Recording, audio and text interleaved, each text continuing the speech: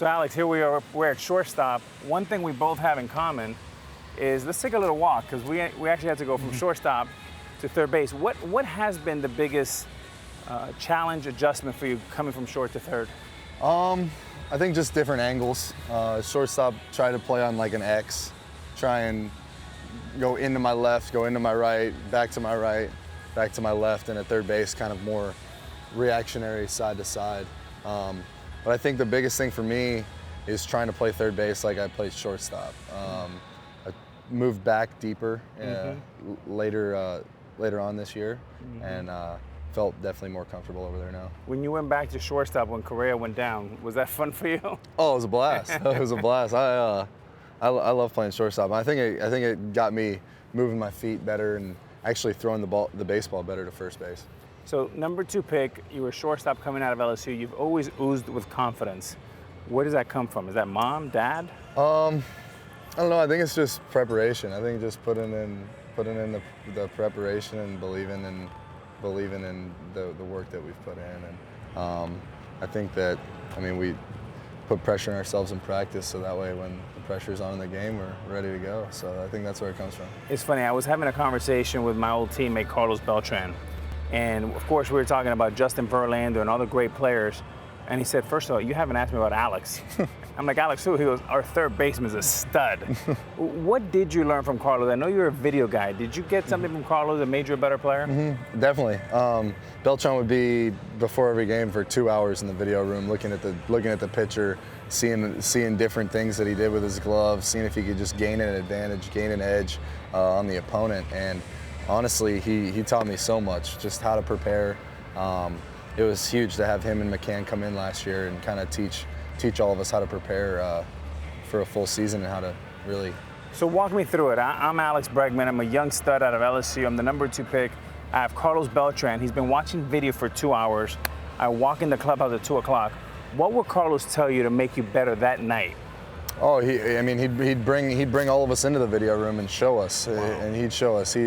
He's an unbelievable leader, and he led by example. So give me an imitation. Look, Poppy, you got to look at this. You got to look at that. Caballo, ven acá, caballo. Okay, you see this? Okay, this is what you need to look for today. If you see this tonight, you know you're gonna be getting a fastball. If you see this, be ready for the changeup. That's awesome.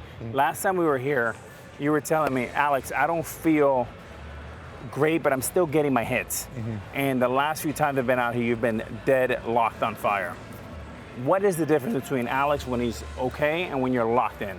I think beginning of the year I was kind of feeling for it a little bit. I was swinging at strikes, and I was taking my walks and kind of spraying the ball around, getting base hits. But when I feel good, I'm driving the baseball to right field, driving the baseball to left field, and staying through the baseball, hitting fastballs, hitting sliders, hitting curveballs, and being able to drive them. So for the folks at home, we hear hitting through the baseball. Explain that to us in layman's terms, what that means. I think it's really just getting through the inside of the baseball and being able to hit multiple pitches, be able to hit a fastball to right center, and then if you're on plane long enough, you're able to hit an off-speed pitch to left center.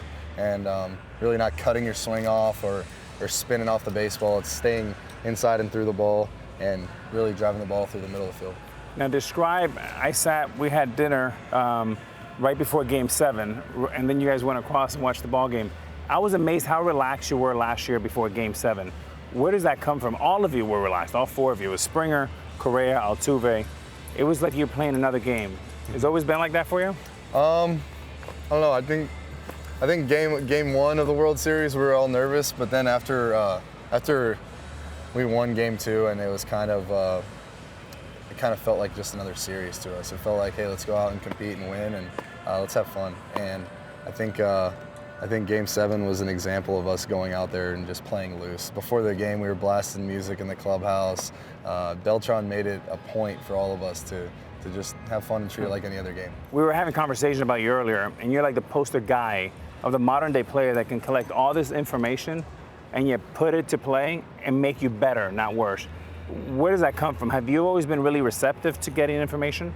Yeah, well, I think this organization with our analytics team has so much good information for us to learn, whether it's the spin rates or the exit velocities or the launch angle, all that stuff. And I think it's great, and I think we do a good job of using it, but I think there's also a baseball element, which the players on this team do a good job of doing, of using. They know it's still a game, and you got to go out and compete and play the game and find little edges like Carlos Beltran brought to the team, and you can't just go out there and say, okay, well, if I swing at this angle, I'm going to hit the ball to the ballpark. You still need to know how to apply the information, and I think our players do a good job, and our coaches do a good job of teaching that. You know, I get often asked, what is all this sabermetrics? What does it mean in simple terms? Let's role play. I'm Alex Bregman. You're one of our sabermetrics guys, and you're teaching me something. Mm-hmm. What kind of information can you give me to make me better? Tell the folks at home. Okay, so we have a chart before the game based on a pitcher's spin rate, and it'll show us how much hop they have on their fastball, whether it's perceived as 15 inches of hop, 20 inches of hop.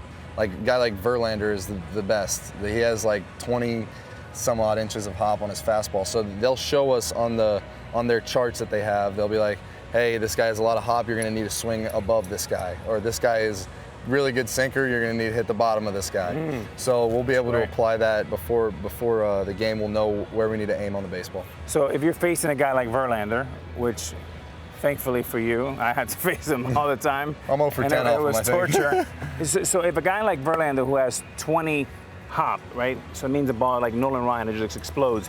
Are you literally going, I want to hit this ball down? No, I'm not trying to. And see, that's what I did last year, and that's one of the adjustments I made this year. Is if a guy had a ton of hop on his fastball, I'd try and hit down on the baseball. This year, I tried something different, which is just staying above the baseball.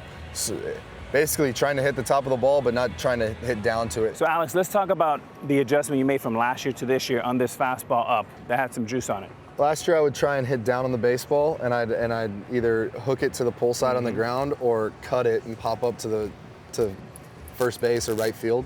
And this year, instead of trying to hit down, I tried to hit through and just stay above the ball, swing a baseball above the four-seam heater. So literally, in your mind, you were trying to miss the ball above. Yeah, well, basically, yes. Swing a barrel above the baseball, because wherever we perceive a four-seam heater to be, it's actually, when it gets to you, it's going to be for me, it feels like it's going to be a ball higher. Okay, so now let me ask you the opposite question. Your Sabermetrics team tells you this guy has a power sinker, so now you got to swing underneath it.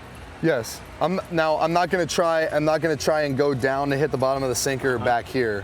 I'm going to try and still go forward like I would be hitting a four-seam fastball, but I'm going to look down. I'm going to look down at this bottom inside corner of the baseball, and that way when I catch it out front, I'm going to hit the bottom inside of it. So sinkers, you're trying to hit that Rawlings mark right down there? Right down there, the R on the Rawlings right there. And then on the opposite, if it's a guy with like Verlander that has a lot of hop, I'm trying to hit above the inside of it like this.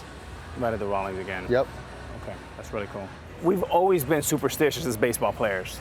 What level of a slump do you have to be to go down in the middle of a game and shave a mustache? Tell me about that. Well, I wouldn't say it was a slump. I was hitting the ball hard right at people. Yeah. So I said, you know what? It's the fourth inning of the game. Let's change it up. And went into the clubhouse, and a few of the guys had just finished pitching. They were in the clubhouse, and I walked by them.